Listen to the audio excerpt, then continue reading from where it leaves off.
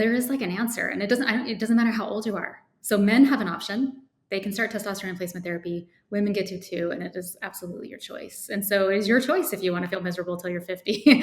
Actually, now it's like a complete choice. And I would never wait. So women are like, well, I'm 35. Is this too young?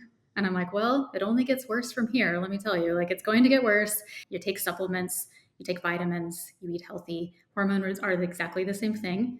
So why would you stop? Why would you wait a year to start brushing your teeth? Oh, I'm going to wait just because I know I'm going to have to brush my teeth the rest of my life. So I'm just going to wait a year, right? This doesn't make any sense. Like, why would you wait to be healthy? Like, why would you sit on it? Hey, everybody. We've had some of the most incredible guests coming to you these past couple of months. The amount of expertise and knowledge on these cutting edge topics is something we really hope that you enjoy. And if you do, it would make a huge difference to us if you could rate, review, and subscribe the podcast. It helps us to get more guests, better experts, and talk about all of the things that are really important to you. So give us a love, give us a lot of love, and don't forget to subscribe so you get all our new episodes. Hi, everybody, and welcome back to the Thick Thighs Save Lives podcast. It is the episode you have been waiting for, because on this episode, we are going to very, very succinctly reassure you that you are not, in fact, crazy. Aren't we, Sarah? Yes. You are not crazy. You are not making shit up. You are not run out of options if you don't love birth control. I have the absolute tippity top expert for you on hormone health. Dr. Sarah Daccarett is a leading hormone specialist, and your specialty and your aim is such an important one because you're dedicated to just empowering women to take control of their own hormonal health and well-being. I can't say how important I think that messaging is and that mission is, and how much I think our audience is going to benefit from it. Amazing. Thank you for having me, by the way. I'm really excited to be here. Thank you for coming on. I just want to give our listeners a little bit of background into your practice and your specialty. She is the founder of Inner Balance. And Sarah, you have created a revolutionary solution for women who are seeking convenient, effective, and personalized ways to manage their hormones. And everybody just perked up right there. What's that? What'd she say? It's effective. It's personalized. Wait, hold the phone. So I think you're doing a really important service in making sure that people are not A, misdiagnosed, and B, most importantly, ignored when they approach their doctor with symptoms that may signal a hormone health issue. Yes, definitely. And I think, and I can lead into it, like if you want, because really the benefit is, well, you mentioned it, where we have options that are not birth control. And traditionally, and I can tell you what happened to me, because everybody on the phone is like going through it, so I went through it too. But the traditional medicine dictates that if you are under the age of menopause, so until your period stops for an entire year, birth control is what you get.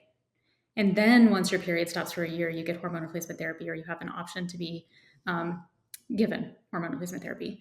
And you can even imagine how sexist this is. Like, I do not tell men when they come to my clinic that you have to stop making sperm for an entire year before we'll give you testosterone replacement therapy. Can you imagine, like, if we did that to men? So men don't put up with it. Like, we'll give a 25-year-old, you want to feel great and amazing and have longevity. We don't wait until you're no longer fertile. But when women have the capacity to get pregnant, we don't want to intervene. And this includes postpartum period. This includes women in their 30s. This is really, really bad, like medicine, and doctors don't even know the difference between birth control and hormone replacement therapy. They think that birth control is hormones. They tell women that it's hormones and that it's appropriate for hormone replacement therapy. And women have been like struggling And my solution came about when I was 35, delivered my son, and then the wheels fell off the bus, which I know postpartum period can be like that for everybody, but I really was like perimenopausal, probably had hormone problems my whole life. When you look back, I wish I would have had it in my early, late 20s. And this is a very universal problem. We have been ignoring the problem. So, and now we're finally talking about it, right? So now we're finally telling women that, yes, you're 30 years old. This is normal. Actually, we were never meant to make hormones our entire life. And it's not anything you did. It's not your diet or your lack of exercise or anything. It's not you. It is a problem that we're finally starting to just acknowledge. And so I tried every product on the market, right? Like once I finally realized it was hormones. I mean, everybody's talking about hormones now. I want to be clear, but nobody was talking about it 10 years ago when I was going through it. You're So I so was, right. and I had all the skills and I had the training. I knew everything like what I thought I knew about the body, and I had problems. So I can imagine what normal women, everyday women are going through and trying to figure it out themselves. I tried every product, and I will tell you that those products are made for menopausal women, like I said, after your period stops for a year, not to start your period again, and just to stop like the bare minimum, the hot flashes, the vaginal dryness, the very debilitating symptoms of menopause. The theory that we have for treating menopause does not apply to a 35-year-old. If you're 35, you're not a menopausal woman. You deserve a different treatment. You deserve a different formulation, hormone therapy. Your needs are way different than a 60-year-old patient, right? So you can even intuitively think how a 35-year-old would not benefit from a patch and a pill and a low dose vaginal cream. She's not even going to notice it. It's like spitting into the ocean for her. So what are we doing? Right. So the formulation that I came up with is intentionally made and designed for younger women. It is like for, of course, it works for menopause, but in general, it is for the perimenopausal woman who's still menstruating and wants to continue menstruating and even have control over this period, right? But who is actually, she feels like she can't really control. And so this, and it works for PCOS and endometriosis and perimenopause and postpartum and just all of the times in our life where we are fluctuating. And the idea is that what if you don't know if you want to have another child? You're in this, and this is this hard part is with hormone replacement therapy in women, but we also have the same problem with men. What if you start testosterone therapy? We don't want to stop your production of sperm, right? So it's the same thing as when we think about women. I don't want to impact your fertility in a way that, maybe even we will help it. Who knows, right? Because we need hormones to get pregnant too. Like men need testosterone to make sperm. We need these hormones. We are telling women that we need to ovulate in order to make the hormones, but it's also the opposite is true, that we need the hormones in order to ovulate. So, we give a lot of misinformation. It's a very noisy, chaotic field. And so I'm here to we can clarify a lot of confusion about it. I love that.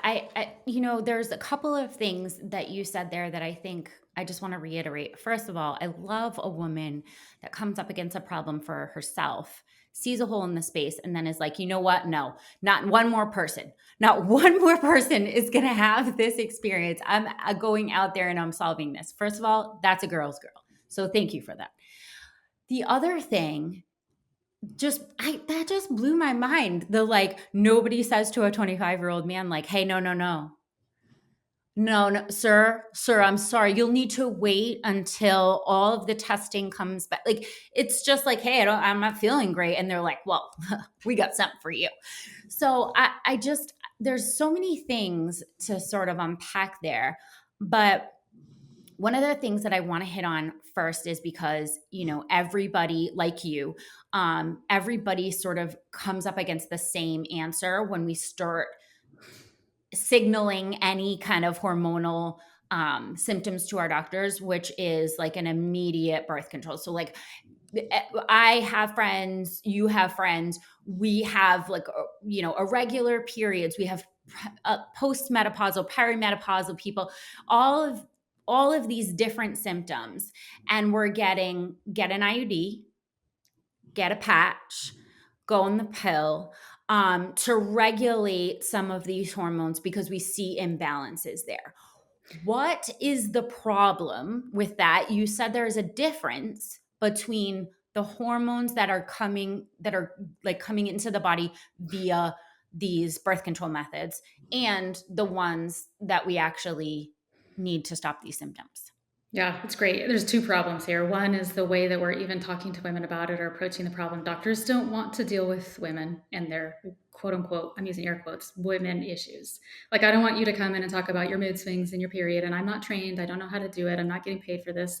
So I just don't want to deal with it. And this is a problem with systemically with the system. It's a problem that we think that women's emotions and problems are a problem. They're not. And so the solution of birth control, or that we, goes back to the hysteria thing in the uterus, and that we, it's really systemic still, the way that we view women and women health, and you're crazy, and the gaslighting. And so women feel this, they intuitively feel that they're being treated this way, and that's a problem. The other one is that birth control is the opposite. What it does is, it's not a hormone, it's a chemical. So it's a patented chemical that binds to the hormone receptor and stops the production of your own hormone. And that is why it makes you infertile, right? That's why, how it works to make you infertile. It's working as birth control. So it's really good at birth control. Well, sort of, it's actually pretty good, but it's not for acne or heavy periods or hormone replacement therapy or endometriosis or PCOS. It's not a treatment for anything. It is a birth control. That's it. Like, if you have a period of time where you can't afford to get pregnant for whatever reason, that's what it's for. And so it's turned into this like catch-all solution for everything, but it was never intended. There's 300 types of birth control out there. It's ridiculous that we research it and have given the solution to women as even a solution. We don't make a fake hormone and give it to men and then give it to them for all their problems. And so, and then we study it. And then when we give women birth control, we tell, and then when they have a problem, because we've literally taken away their natural hormones and they feel crazy and suicidal and bloated and gain weight and get headaches, we tell them that they can't handle hormones. Oh, you just can't handle estrogen or your own hormones. This is also degrading. You're just putting it back on her and telling her that she's the problem. It's more of this, like, this is a you problem, instead of I'm a doctor. Like, doctors just admitting they have no idea what they're doing about this, which they don't. And then, some do, like some have training, some go outside and learn it. I'm not saying all doctors are like this, but, and then the other problem is just scientifically, you're taking away this very protective thing that's been protecting her whole life. And then so it's like, even telling the woman, they'll be like, oh, you're too young to be experiencing this, or estrogen is dangerous. This is my favorite. Let's talk about this next. Because this perimenopausal group, I think in the 30s, they are being told that they don't need estrogen, that estrogen's dangerous, or that they're estrogen dominant. And so the problem with this is that telling a woman or making her fear her own hormone is one of the most devastating things that we've ever done to women. Because you're basically telling her that something is wrong with her and her femininity and the thing that's making her a female. And then you're telling her that the hormone that has protected her whole life is now all of a sudden dangerous when she's 35 and she can't have it. And so, or that it's going to cause cancer, which has never been shown to do that, or like on and on and on and on. And then, so you can kind of see this hugely systemic problem that's not just about birth control versus hormone replacement therapy. But if you want, I could talk about estrogen dominance, because I think everybody on the call has probably been told that you don't need estrogen because you have plenty of estrogen, or that estrogen is actually your problem. It's making you bloated, giving you a leaky gut, it's raising your cortisol, making you gain weight. It's making, estrogen's what's doing this, and you need to lower estrogen. You need to raise the fiber in your diet. You need to take DIM. You need to just take progesterone. If you're cycling and you want to maintain your period, you only need progesterone, right? Mm-hmm. This is a huge problem because doctors don't know how to read lab results, for example. Like, I just had a patient, I'll tell you everybody about a patient I just had talked to last night. She's on Inner Balance. She came to me and she got labs, and her labs came back and she's on Oestra, right? So this is my product. And she's like, my doctor told me that my labs are really high and that I have estrogen dominance. And I was like, okay, well, what are they? And so the estrogen came back at 300. Okay. So I just want to remind everybody that the top limit of normal is 500 picograms per milliliter. And this is like a 42-year-old. Okay. So this is not elevated. 300 is fine. And then her progesterone came back at 2. And so 2 is less than 300, right? So everybody's like, you have estrogen dominance. Okay, but I want to remind everybody that 2 is actually 2,000. It's just that the labs shorten it so they don't have to write 2,000 on the lab report because it's too long. So her progesterone is 6 times higher, at least, than her progesterone or estrogen, right? So you can see that she does not have estrogen dominance. She has the right amount of ratio of progesterone to estrogen. And there's this even how to interpret labs. Physicians don't get it. They don't know how to do it. And they tell women, and then even there's, this is on therapy. They're even telling her she has estrogen dominance on a therapy that prevents it. So that's, I could go on and on, but like women will come in and they'll have like these perimenopausal, let's say you're 35, and it's possible that When the ovaries start failing, the brain freaks out, stimulates them to start making more hormone, right? So they do that. FSH rises, and the ovaries are like, but they can't make any progesterone, which is our main hormone. So they can make like these weird spikes of estrogen. And this can cause this roller coaster feeling that women are going through in perimenopause. And they'll actually get a normal lab result, or they'll get an elevated estrogen lab result, like 1,000 or 1,500. And then they're like, oh man, estrogen's my problem. I need to lower it. And that's where all of the birth control and theories come in about estrogen being a problem. But the reality is that the treatment for the estrogen dominance is actually estrogen. If you were to give the brain enough estrogen and progesterone, it becomes calm because it realizes it's there all the time in a steady way. It'll suppress these spikes that the ovaries are making, and you end up with like lower levels of consistent hormone levels, and you stop this roller coaster that goes on for perimenopause. So anybody out there who's like feels like they're on a roller coaster ride in perimenopause, you need estrogen. You don't need to stay away from the very thing that's like going to treat you. And this is the biggest thing I see that's in hormone replacement therapy that's a problem right now. It's so devastating to see. That's so interesting. The fact that just providing both of these essential hormones in a consistent way will allow us to get off the roller coaster rather than sending in one like 10,000% and just like you don't need the other one at all. I can personally attest to the fact that I have been put on progesterone before without any labs at all. Like, just like you're having fertility issues. So here's some progesterone. Like, nobody did one single test. And I think that is such a common experience. And I really want to talk about the younger women for a second, because when we start getting in the 45-year-old range, people will start to somewhat listen when we say, like, I don't know about this. I'm feeling a little crazy. But one of the major things in your research that I have found so empowering is that you put it out there that hormone levels start to decline in your 30s. And you have seen 30-year-olds with hormonal levels similar to 90-year-old women. And that is like, that's a thing. I want to know from you why we need to stop this sort of like be all end all of you can't talk about this until you're 45. No one wants to hear from you. And why younger women should be fighting a little bit harder to get to the bottom of these answers. Yeah, I really think it should be women should view this conversation like they view the birth control one and the abortion one, or whatever you stand on it. It's something that's your choice and your right, and women still need to understand that there are a lot of people that want to control what they do with their body. And like hormone replacement therapy is no different. And it applies very much to younger women who have the capacity to get pregnant. Okay. So like they just recognize it for what it is, call it out, and say like they're not going to listen to you, one, because they don't want to, they don't know how. I think they just need to know that like doctors are not trained. They want to do the best thing for you. And part of that is I do no harm.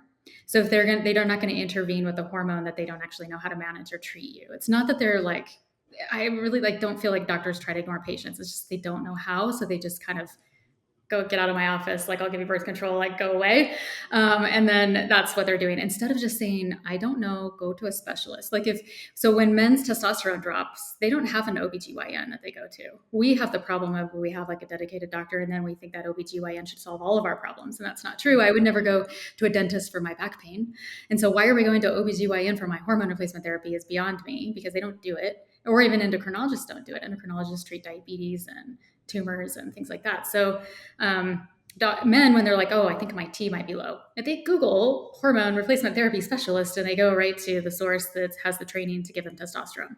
Women need to do the same thing. They need to recognize that they need to go to a specialist, and then, like, I'm not going to treat you until you're a certain age. Again, we don't do this for men. We don't wait until we don't even have the word andropause for them or periandropause. We've made it very confusing because women have a very visible sign, a period. Men do not have that. It dictates like when we start fertility and when we supposedly end fertility, which our fertility ends way before the period. And since the whole village gets to see our period, then we've put a lot of importance on it as well. Like, women will, it's okay. Like, it is important. I'm not saying it's not. I'm just saying that, like, let's put it's just a period. And then we shouldn't define your health or like your intervention based on the fact that you're still having a period. So that's what doctors tend to do. Oh, you're having a period, you're fine. Like, if men, that's a thing. Men don't have a visible thing that we can blame and say, well, you're still making sperm, so you're fine. Like, we don't do that to men. So women who are younger, and so we even need to get rid of these words. I would even argue perimenopause and menopause, because then we're basically even using that. I use it on my website to give women an idea, the 30-year-old, but again, this can happen at any age. It can happen for a lot of reasons. You could be taking birth control for 10 years and be 25, and then all of a sudden you never don't recover and you're technically perimenopausal. But even then they would wait till you're 30, right? We shouldn't even do that to women. We should be like, recognize the labs, the signs, intervene early, because you let low hormones in a woman go for a long time, she could end up with like a lot of problems: fibroids, cysts, endometriosis, adenomyosis, PCOS, a lot of problems with her health, gaining weight. And we know that weight gain causes diabetes and heart disease. And so we don't wait for diabetes to happen and then treat the diabetes. We try to prevent these things. So where the hormones should be the same thing as we recognize a young woman who's struggling. Why is she struggling to make hormones?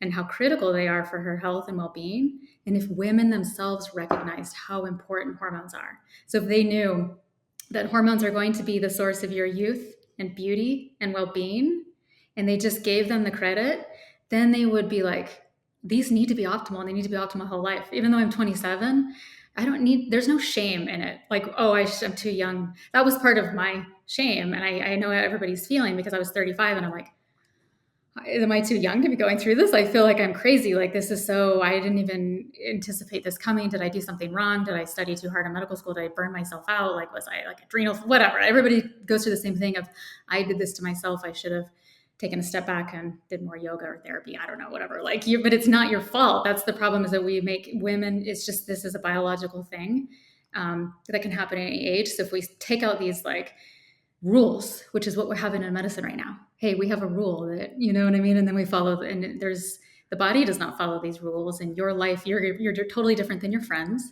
It's okay if your friends are doing okay and you're not. That doesn't mean that you're doing something wrong, or that it just means that. But the hope is, I mean, the good news is that you do not have to, like, there's a shortcut. You do not have to like raw dog it, or like continue to like suffer for years.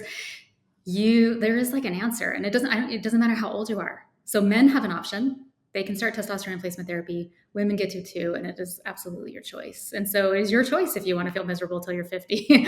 Actually, now it's like a complete choice. And I would never wait. So women are like, well, I'm 35. Is this too young?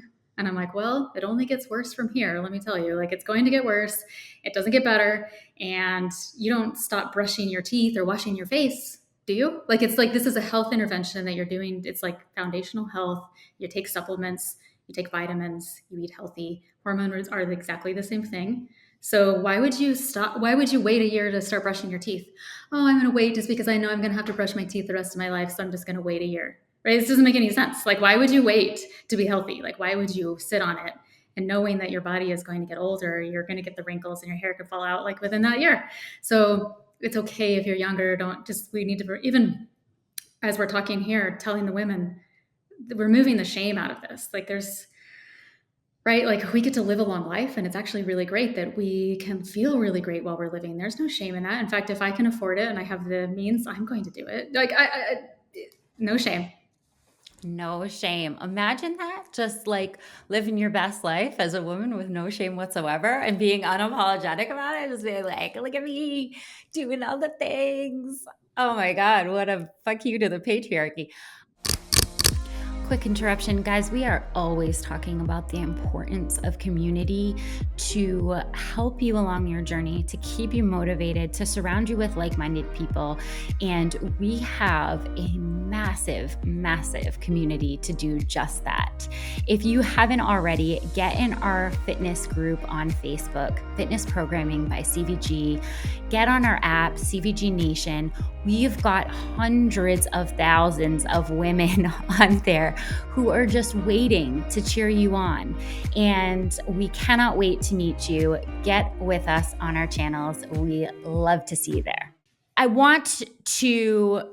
feel like you've done a great job at convincing everyone of any age that they need to know what's going on with their hormones. They need to know. They just need to be educated. Like, it's important. It's not something you just start thinking about at 50 years old. It's something you want to think about all along. I have a side question on that. Do you think, because I just turned 40. I had a big generation of friends who were put on birth control like around 17. And like, it started to be the be all end all for like heavy periods, like, like irregular periods in young girls. And we were a generation that were put on birth control very, very early. Side question.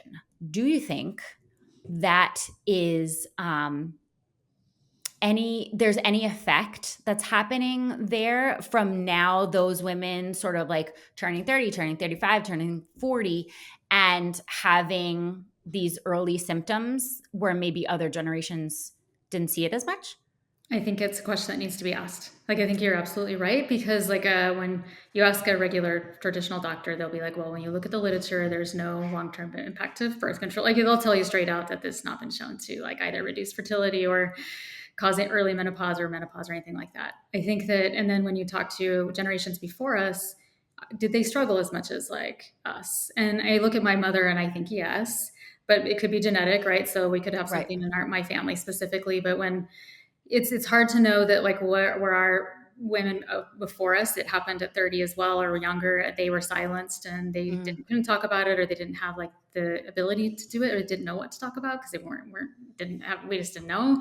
So was it always been a thing? And then now we're just recognizing it. That's a question. I think birth control definitely needs to be questioned, like what it does to the body and totally decreasing the amount of hormones. If you were put on birth control at 15, are you the one that's suffering from endometriosis now at 27? Are you the one that has PCOS now early? Are you the one that's going through perimenopause? So I do think that like we don't have any studies to support that, but anecdotally, I could like imagine that could happen because you're not protecting the uterus, the ovaries, and the breasts from these hormones that are so protective and protecting the endometrial lining. So it would make sense that you'd end up with some of this pathology going on later. I think that birth control is like another form, like all the environmental toxins, so basically we call them estrogens. They're not estrogen for everybody on the phone. They're plastics, they're chemicals, they're phthalates, they're fragrances, they're parabens, pesticides that bind to the estrogen receptor. They do not bind to testosterone receptor. They are disproportionately impacting women. So women are being impacted by this.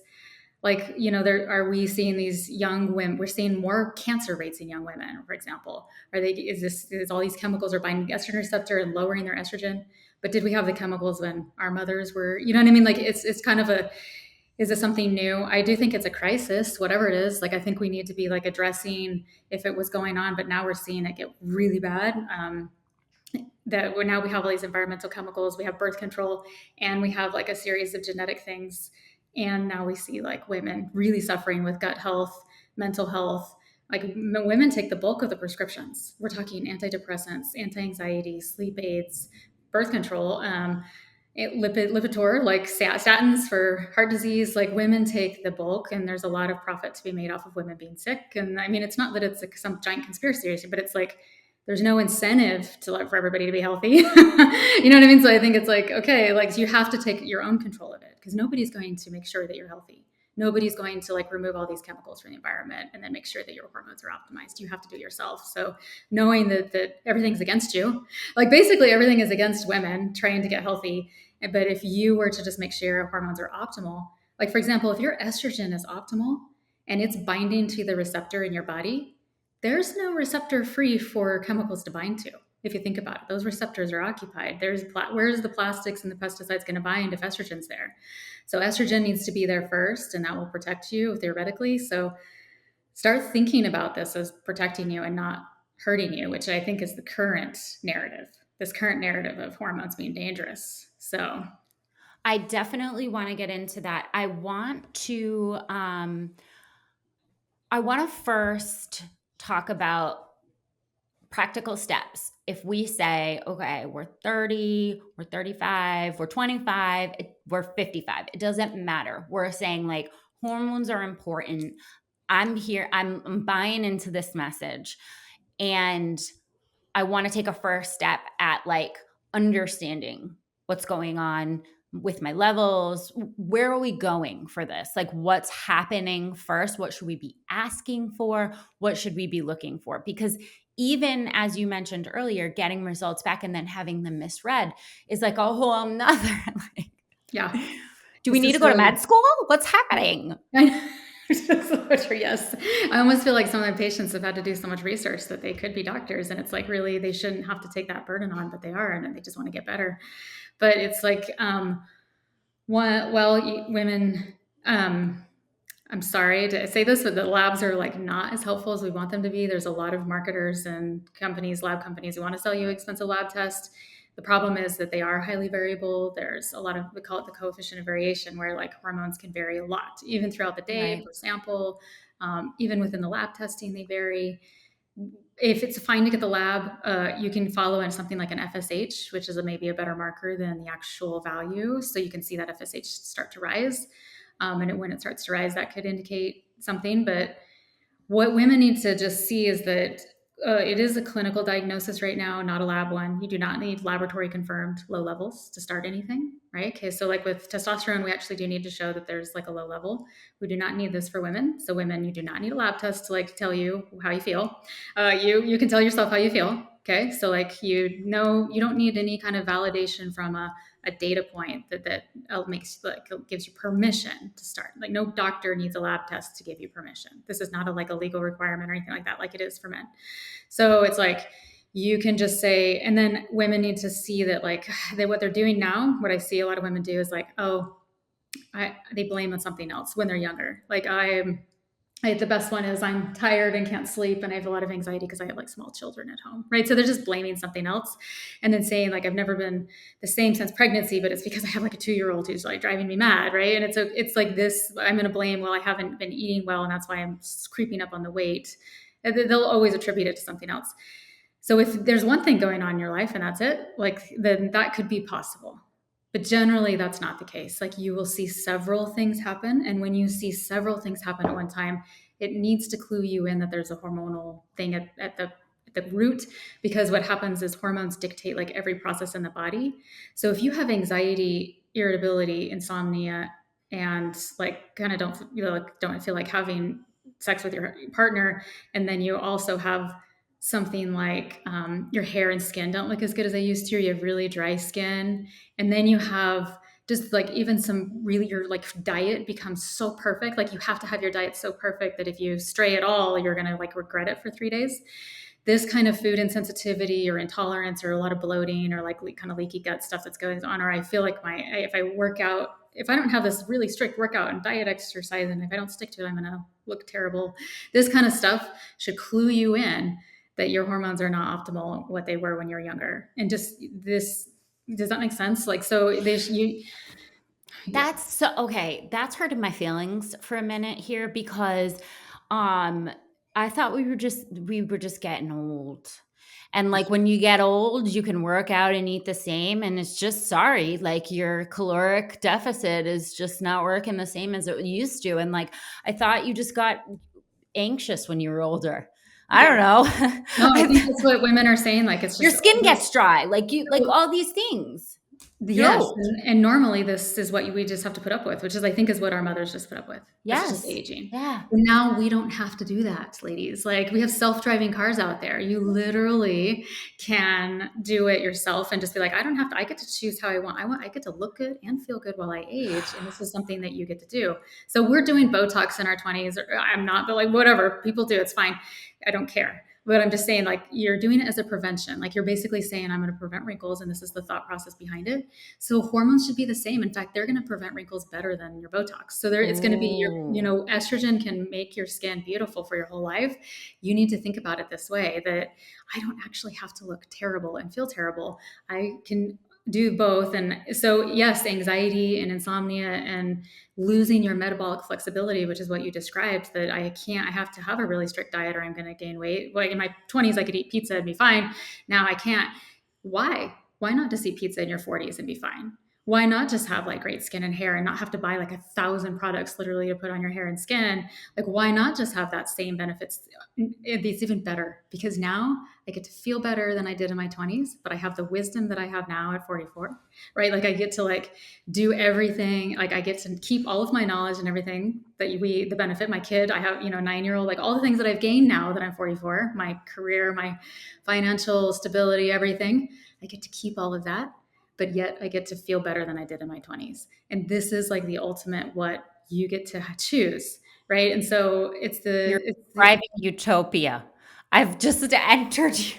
I was like, well, the things that come with, aging, they also come with, that financial stability, your kids are getting all sorry, it's a give and take. Like, sorry, like you just can't do the things you used to do. And sorry. No, now you get to your cake and eat it too. And I actually get to feel like I feel better now than I did because when I do eat better and I take care of myself better, right, than I did in my 20s.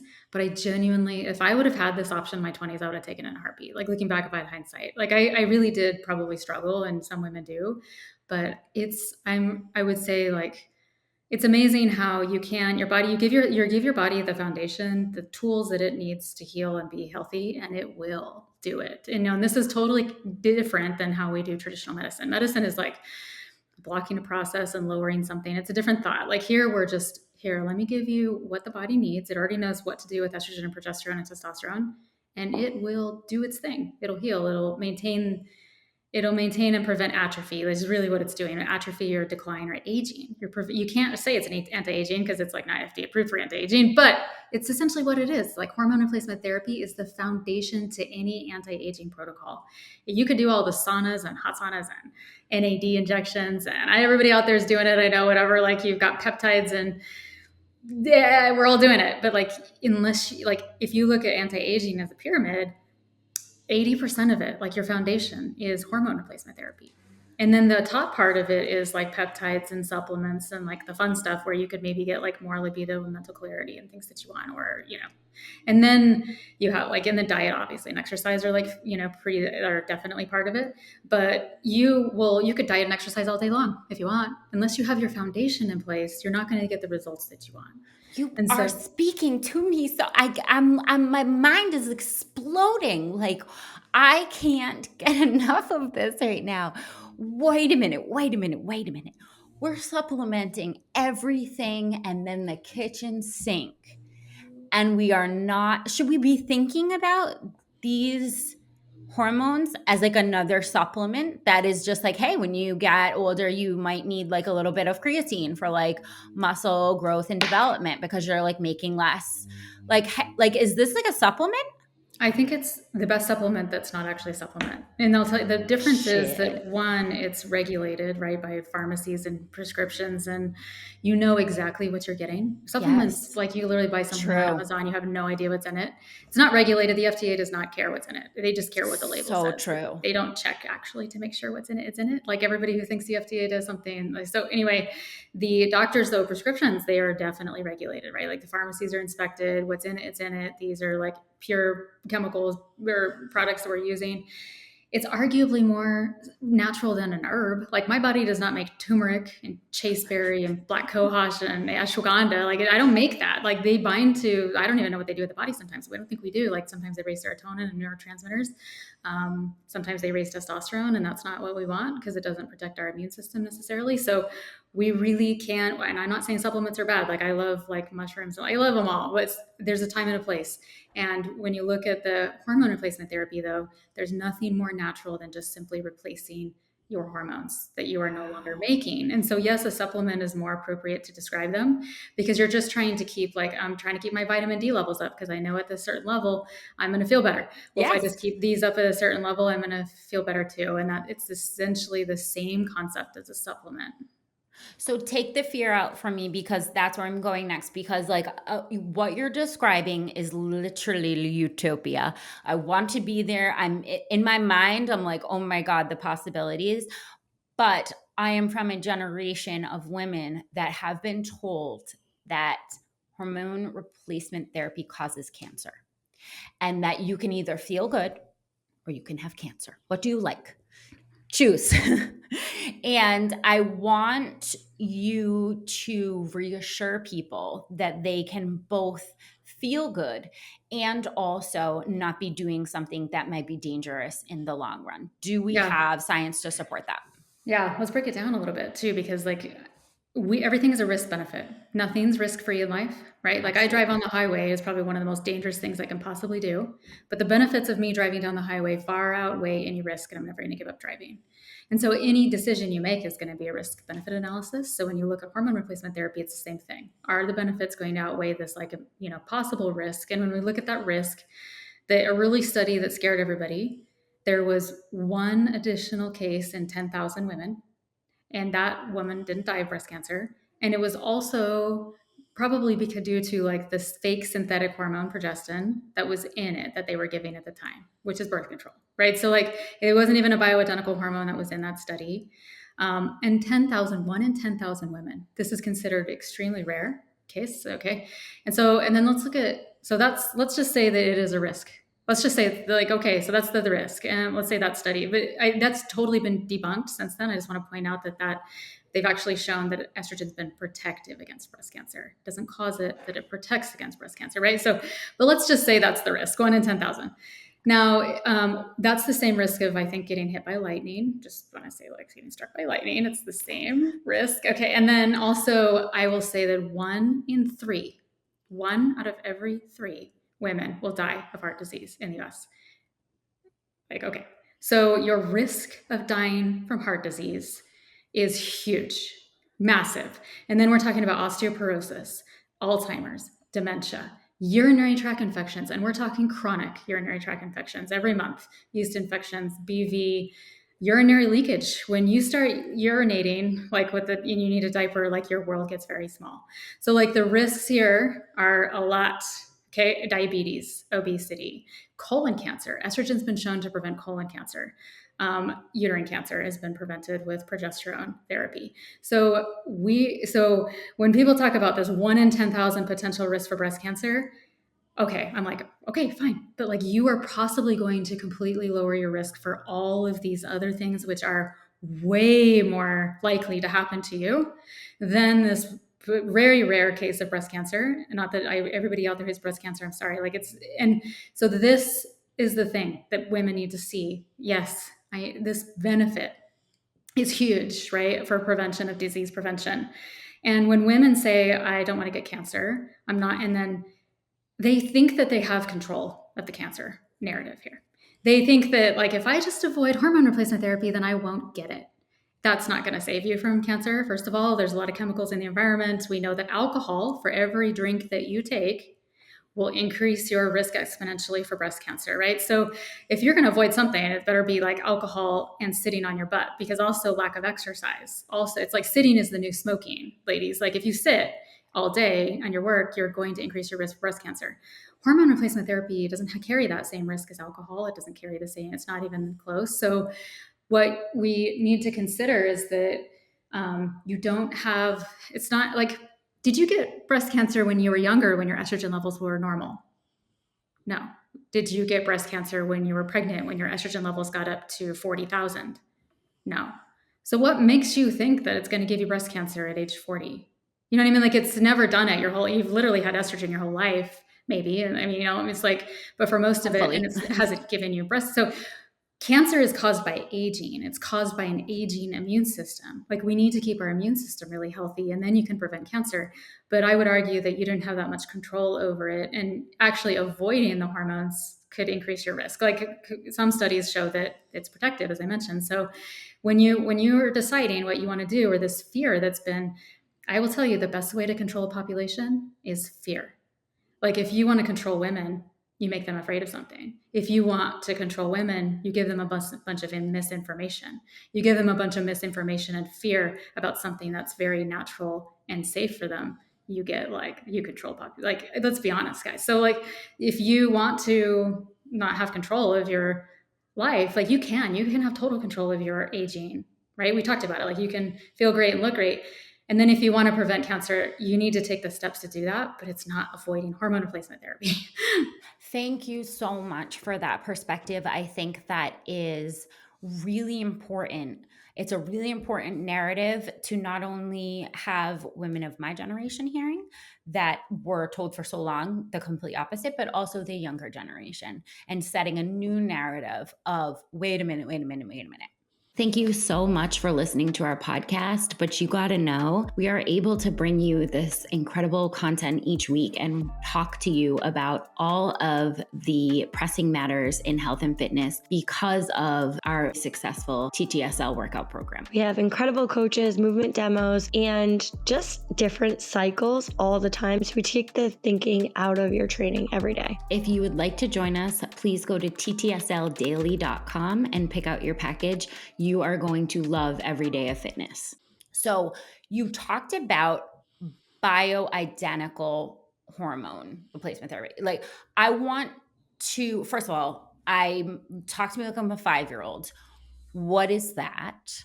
And why is it superior to just like, here's some progesterone, lady, get out of here?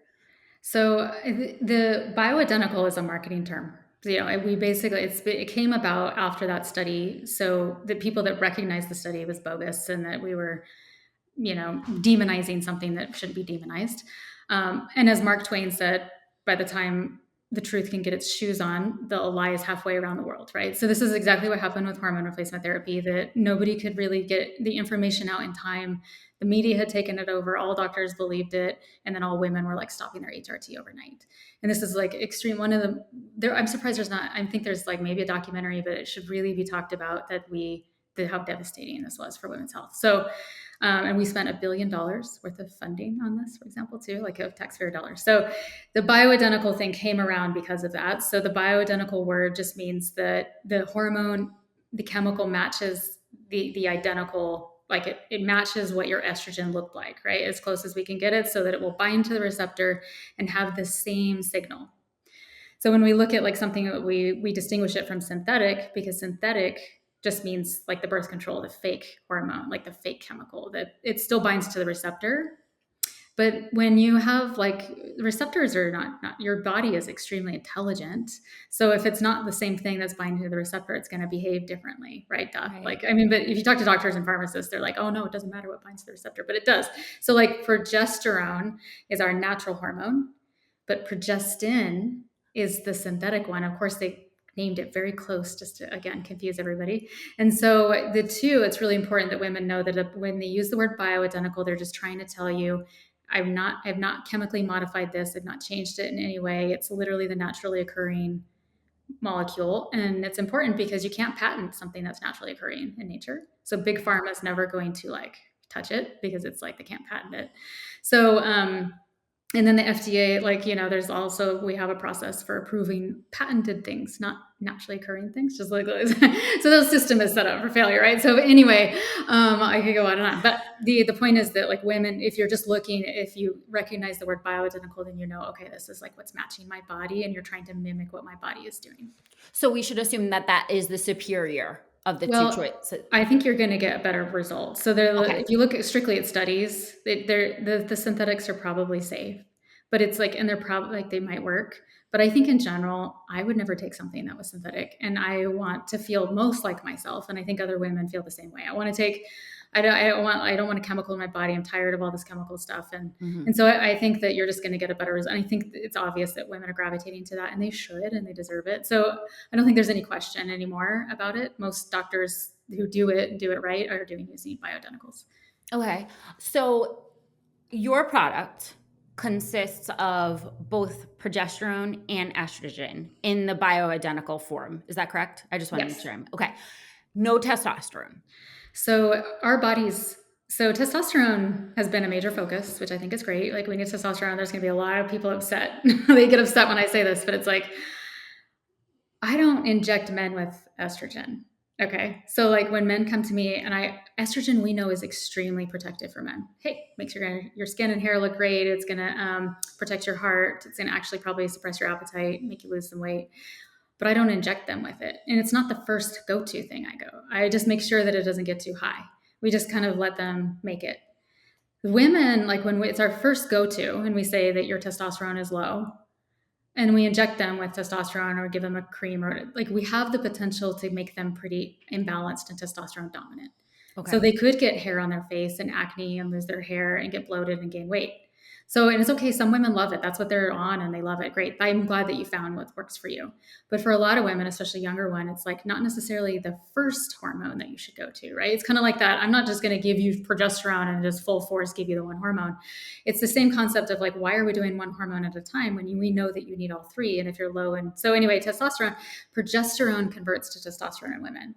So you can kind of just give her enough progesterone and she'll make some testosterone. So like, but if it's not high enough, like the cream, if you want yours a little bit higher, this is hard too, because some women like it higher, some women like it lower.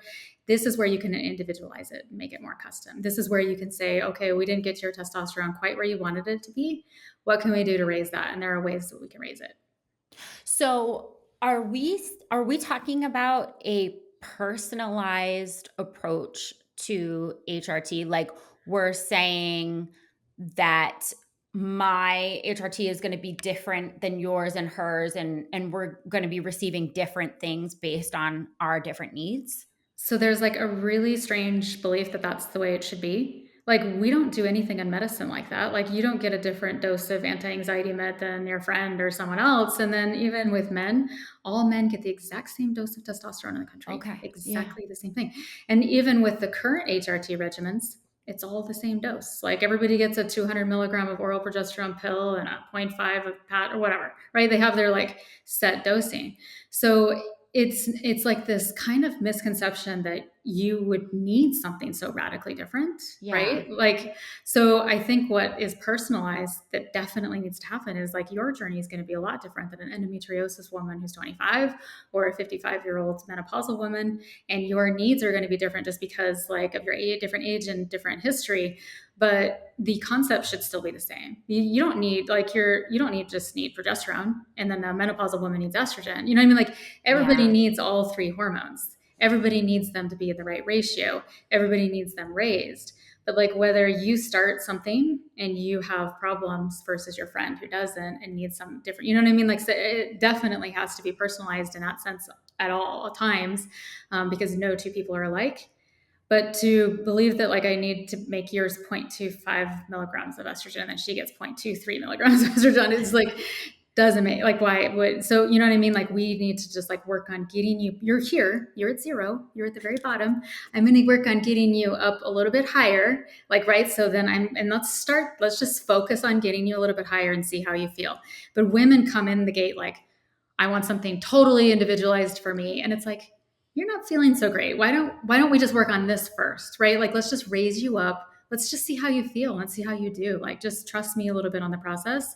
And then we can start working on optimizing or personalizing you. But I don't know. I'm good. Believe me, I'm a good doctor and I've been doing this for a long time.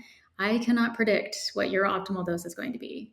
Like, no, there's no lab test that's going to tell me that. There's no magic crystal ball that any doctor has that's going to be like, yep, you're going to do amazing on this dose. Like there's nothing, right? So like I got to get you started on something. And then I work, that's why it's called a relationship, doctor-patient relationship, because you're going to give me feedback. You're going to tell me how you're doing, and then we can make adjustments. So it's kind of like this work in progress. And I tell women that, look, this could be a 6-month journey where we need to get started on something. I'm going to take you from 0 to like make you feel better and get rid of a lot of your symptoms. And then let's work on optimizing you. How's your skin and hair look? You know, do you have acne still? Is your libido still low? Do you still have some brain fog, right? What's still going on with you at month 4 that we need to keep working on? Do we need to raise your dose? Do we need to low? Like this is where you can keep optimizing along the journey. And so if women understood that it's the first 3 months could be about healing, like you have to heal your gut and your breasts and your uterus and like help your body. And then after that, you could start optimizing libido, weight loss, you know, like some of the harder things to get. Awesome. Okay, so we're gonna know. We're gonna get we get the baseline, and then we're gonna be able to know based on how we feel. This is a very radical concept you're saying too. I mean, wait a minute, hold on. You Like mean I actually know how I feel. women have to listen to themselves and like turn inward Wait, a little bit and like just pay hold attention it. to like Don't be getting crazy, lady. I mean, I need to ask you how I feel. You're the doctor. Or a lab test. The lab test has to tell me how I feel. I love it. I'm like, why would the lab test know better than you? And they come back with a lab test and I'm like, put the lab test down. And I'm like, okay, well, how do you like your labs could be completely normal and you could tell me that you're still miserable. And if I just was like, well, your labs are normal, like that, well, I wouldn't be doing anything for you. And so women need to recognize how bad the labs are hurting them, you know, and that they need to be like, yes, you cleared up all of these things. I feel better. Like you nailed all of these symptoms for me, but I still have like, I still don't feel like having sex with my husband. And can we just work on that? You know what I mean? And that's okay. Like then so they just need to intuitively kind of, if they know their goals, which weight loss is not a measurement of success. I just want to put that out there. Like we should never have weight loss be our measurement of success. Health should be our measurement of success. Health. Let's if go. you were like, if you're sleeping and your mind, your mental health is in a good state, you will lose the weight eventually. You know, it kind of comes off, but like you need to have these measurements of success in your head. What does that look like? I want to feel good working out. I want to be enjoying my kids. And these are all measurements of success. This is fine. Yes. I want to sleep every night. I want to feel like I'm not craving junk food all the time. I want to feel like my skin and hair is starting to improve. These are measurements of success. And are we hitting those every month? And you just kind of like watch your body, and it is pretty subtle and it's natural. So it takes time, but these are appropriate for hormone replacement therapy. It's not, I didn't lose weight in 6 weeks, so this is garbage therapy. This is not how hormone replacement therapy works. You know, so you need to also have like expectations that are realistic and make sense for you. And then you come back to me and, you know, if they're realistic, that we can actually achieve that with hormone replacement therapy too. Wow. When the goal is health, it really does change the game. It really does. Because what you're describing about, you know, that trumps weight loss no matter what. And so, yes, enjoying your family, not wanting to, you know, crawl up in a ball. And this is living. That's what health is. No matter if you have, you know, like a 6-pack or a thigh gap, whatever. So tell me a little bit about why Oestra is a vaginal treatment rather than, because we've got a lot of pills, we've got a lot of creams. Why is that the superior, or why did you choose that as the superior method for the HRT? I chose it because when I was developing it for myself, I wanted the best for myself. So I want women to know that I was like going to do the best thing for myself, of course, and there's plenty of robust literature that show more stable blood levels, you know, but superior absorption and better protection of the uterine lining. So we're talking about protecting the uterus here a lot. And frankly, I did take pills and like people take pills and patches and they leave a lot to be desired, and they do help. Like women will be like, the pill saved my life, right? These oral progesterone say, great, I'm so glad that it did. Can you imagine how even better you might feel on a different, more effective, right? So, you know, like if you have something, it's better than nothing. And I'm like, when I get criticism for like my approach, I'm like, it's okay that you felt okay on your oral and patch. you may even feel better on this. Like, you don't know, but Yes. HRT is not one size fits all. That's why women get options.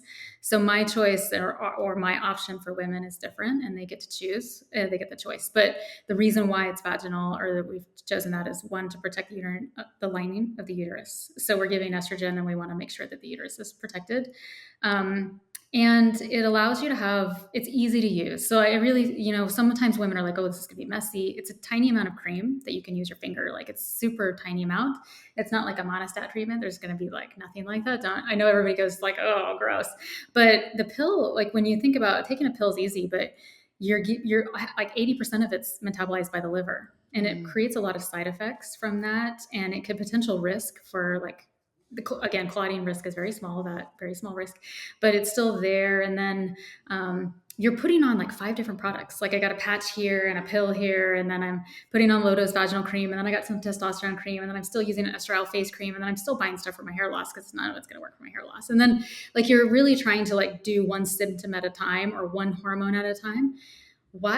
And I get criticism for this too. Like, why are you doing one hormone at a time? And it's like, because why do you mess around with one hormone at a time? Like, I'll ask you, like, why are you doing your way you're doing it? It doesn't make any sense to me. Because like, you are really trying to chase labs and chase a hormone and chase a symptom.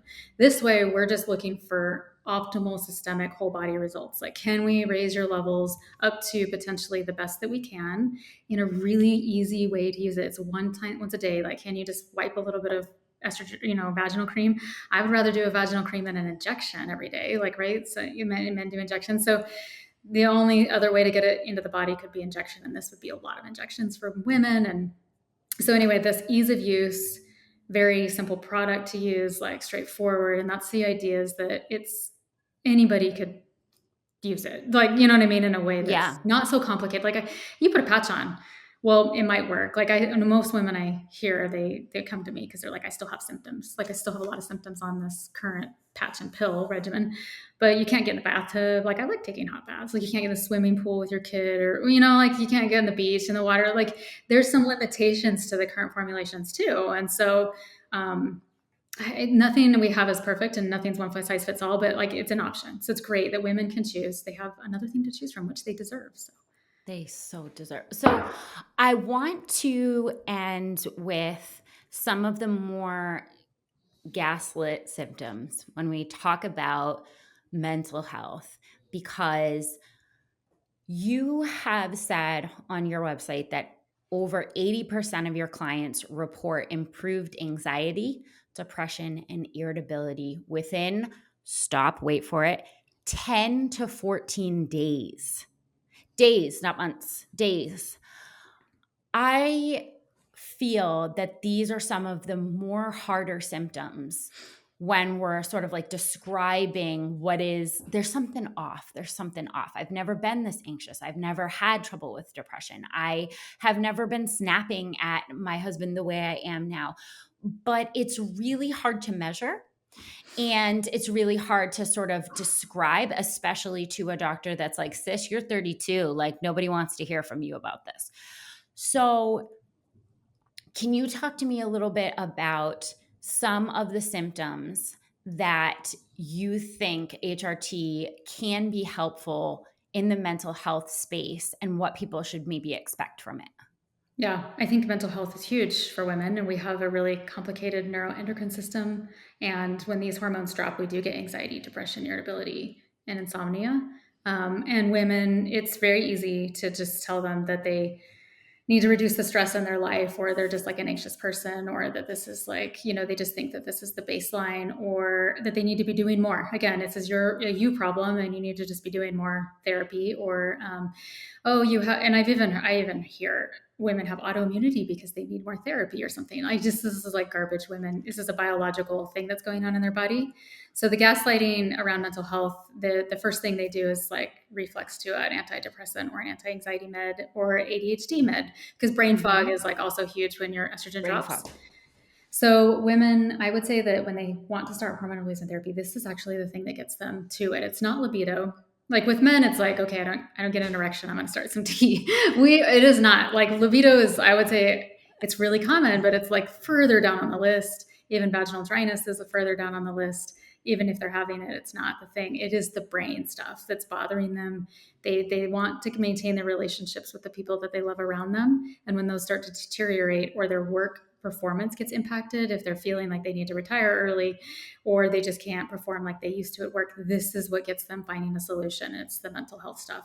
And doctors like don't appreciate that. They, again, it's, well, you're just crazy. And so unfortunately, I don't know if it's going to change anytime soon.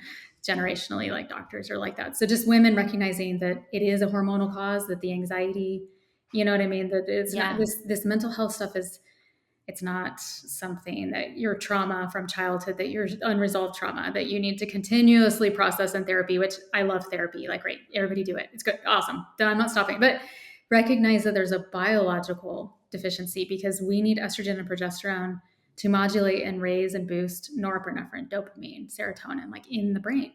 So, and it does it like in a way that in the right ratios too, because serotonin, just like hormones need to be in the right ratios, so do the neurotransmitters, dopamine, serotonin, and norepinephrine. And if you don't have like dopamine and norepinephrine together, you're not going to be able to focus at work. Like, you're going to have ADHD-like symptoms. So in perimenopause, women are like, oh, I just got diagnosed with ADHD. And I'm like, maybe, or maybe you just are perimenopausal and you need hormone replacement therapy. And it doesn't really matter what we call it, but these will help. No way. Right? So yeah, ADHD. And if you do truly have ADHD, which is a real thing, right? Obviously it is. And women go undiagnosed for years because they're not like as hyperactive as the boys. So they just go, but it'll get way, way worse in perimenopause for them. So ADHD gets like really bad for them if they have it as a young person. And then the anxiety. And I will tell you, ADHD is technically like, ADHD as a kid just turns into adult anxiety. So if you have anxiety and you just think this is what life is like for you and it's normal, you could potentially have just had low hormones your whole life. You know what I mean? So this is something that you need to just consider how critical. And we even think that estrogen helps the brain clean itself at night. So cerebral spinal fluid is like released. And so as we're sleeping and we're in like deep REM sleep, estrogen helps that cleaning, like getting rid of all the gunk and the plaque. This is how we could potentially prevent dementia and Alzheimer's. And so we need to pay attention to depression, irritability, anxiety, because this is early on. Like, could this lead to early onset dementia and Parkinson's and Alzheimer's? And like, you don't want to get that. Like, you see family members go through it, right? So it is a health concern. It's not you just, I would argue that they're all health concerns. Like libido, if somebody comes to me and I'm like, I don't feel like having sex with my partner, most doctors will be like, well, just use some lube and like read a sexy novel and like date your husband. This happened. This is like gaslighting too. That's really common, that they'll like, it's a relationship problem, right? It's your problem. Like, you need to be like working on your relationship. If a woman came to me, I'd be like, low libido, that's a health problem. That's like something we need to recognize that is going on. She's aware of it enough to be asking you for help. That's a health problem, right? Like if it's just a small, like, she knows better. If it's just a relationship problem, she's going to do it, right? Like if she's coming to a doctor and telling you that she's expressing a health concern. So anytime women are taking the step to go see a doctor, those are all health concerns. Like, doctors should not be just dismissing them. This because they don't know how to do it. That's the problem. They just don't know what to do. I don't know what to do for you. All I have is birth control. So I'm like, so then that's where the gaslighting comes in. It's because of their own inability to help the doctor. It's the gaslighting is always about the person, right? So like the doctor doesn't know how, but the woman needs to just recognize that the doctor doesn't know, and it's okay. They don't have to know everything, and go find a specialist. So, but I would say the gaslighting is like mental health. Yes. Libido is like another really big one. Weight gain's a big one that they get gaslighted on, that they need to change their diet, and it's all about the diet, and they're not doing enough exercise. I mean, come on, like we even do it to ourselves. Oh yeah, So I would say those are like probably the biggest. Endometriosis patients get a ton of gaslighting about their periods being heavy. If you have, are you painful, sure how heavy? Or just like how painful, much, or like how painful, or like, that painful periods are like a thing for women, or this is just part of being a woman. And so I do think that like even a perimenopausal woman where she's like complaining of really heavy painful periods, this comes across as like, it's really subjective, right? This is something that like as a doctor, I'd be like, well, I don't know what is that? Well, just because you can't tolerate the painful period, right? And so we need to like that she's not lying to you, and that's probably really heavy pain. And periods actually shouldn't be heavy and painful. Right? We shouldn't be having all this cramping and pain at all. So if she's even complaining about the pain, there's a problem or something that we need to address. So that's a really common gaslighting thing. Like, oh man, like I would say almost virtually like all of them can be attributed to something else. And if they can be attributed to something else, then they tend to get like dismissed. The only one that doesn't is hot flashes. So it's the very last symptom to happen. It's like the very last thing. And so it's the only thing that's truly estrogen related that you can't attribute to something else, right? Like everything else, it can be like, oh, it's You're dramatic. you're dramatic or you're being dramatic. Yeah, exactly. You know what? The amount of trust that is in women or the patient, the amount of trust that you're putting in the patient is so freaking refreshing.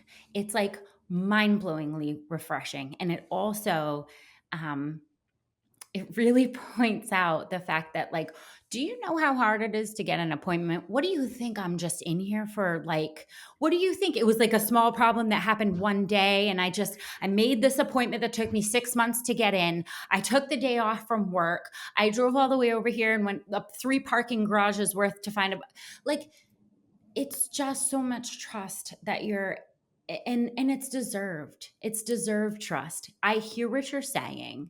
I'm listening and I believe you. And I do not think that you are dramatic or you are just here for, funsies. It's really funsies to come to the doctor and say that you have low libido. That's just my idea of a fun day.